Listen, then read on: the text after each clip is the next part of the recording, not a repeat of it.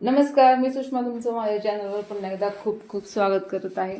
तर आज आपण तुम्ही व्हिडिओमध्ये बघत असाल तर अशीच मस्त एकदम छान एकदम मऊसूद आणि एकदम टम्म फुगलेली पुरी कशी बनवायची ते आज आपण आजच्या व्हिडिओमध्ये बघणार आहोत। तर इतकी सुंदर आणि इतकी चवीला भारी लागणारी पुरी आपण जनरली घरात पुऱ्या बनवतो, पण ती प्रत्येक वेळी पुरी अशी मस्त फुगेल अशीच नाही। तर प्रत्येक वेळी तुमची अशीच जर पुरी बनायला हवी असेल तर आजच्या व्हिडिओमध्ये ज्या ज्या टिप्स सांगितल्या आहेत त्या नक्की फॉलो करा, तुमची सुद्धा पुरी अशी मस्त होऊन जाईल। चला तर मग आता आपण रेसिपीला सुरुवात करूया। तर पुरीसाठी आपल्याला लागणार आहे मैदा।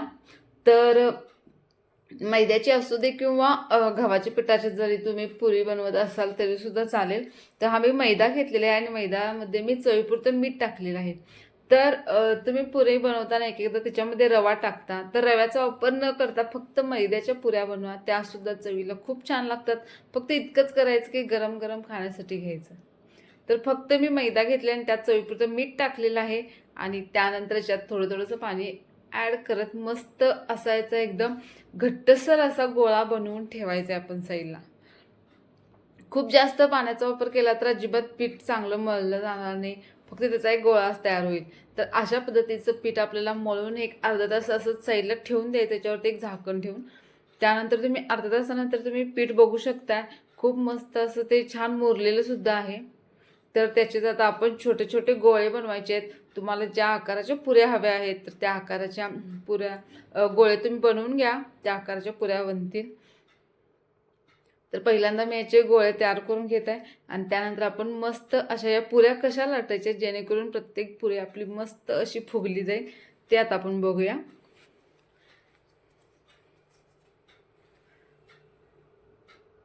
तर गोळा आपण घ्यायचा आणि त्यानंतर पिठाच्या साहाय्याने आपल्याला या पुऱ्या आता लाटून घ्यायच्या आहेत।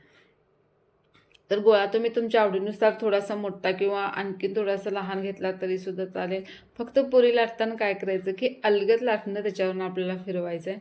खूप जास्त दाब देऊन जर तुम्ही पातळ पुऱ्या लाटलात तर त्या अजिबात फुगणार नाहीत, त्या एकदम कडक होणार। तर त्यासाठी पिठाचा वापर करा आणि अलगद असं पुरी लाटून घ्या मस्त अशी। जर तुम्ही व्हिडिओमध्ये बघत असाल तर अशाच पद्धतीने आपण सर्व पुऱ्या आपल्याला लाटून घ्यायच्या। तर तुम्ही बघू शकता आता याची जाडी किती आहे किंवा तो पातळ किती बनवलेला आहे। तर खूप जास्त पातळ न लाटता एकदम अलगद अशा या पुऱ्या लाटायच्या, जेणेकरून तेलात टाकल्या मस्त असं या फुगतील। तर अशाच पद्धतीने आपण आपल्या ह्या सर्व पुऱ्या आता लाटून घेऊया।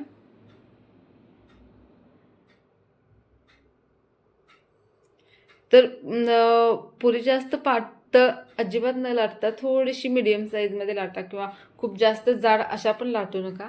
तर पिठाचा वापर करून मीडियम साईजमध्ये लाटून घ्या आणि त्यानंतर दुसरीकडे आपल्याला तेल गरम करत ठेवायचं आणि त्यानंतर या सर्व पुऱ्या आपल्याला तळून घ्यायच्या आहेत।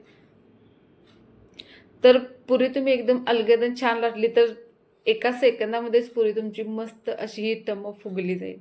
तर या पद्धतीने तुम्ही व्हिडिओमध्ये बघत असाल तर अशाच पद्धतीने आपल्या सर्व पुऱ्या आपण तळून घ्यायच्या आहेत। त्यानंतर मग आपली ही मस्त अशी पुरीची रेसिपी तयार झालेली आहे। तर आता आपली मस्त अशी ही टम्म फुगलेली पुरी खाण्यासाठी तयार झालेली आहे गरमागरम। तर तुम्हाला माझी आजची रेसिपी कशी वाटली ते नक्की सांगा। तुम्ही पण याच्या टिप्स फॉलो करून नक्की घरी पुरी बनवा आणि रेसिपीज आवडली असेल लाईक करा आणि चॅनलला सबस्क्राईब करायला अजिबात विसरू नका। थँक्यू।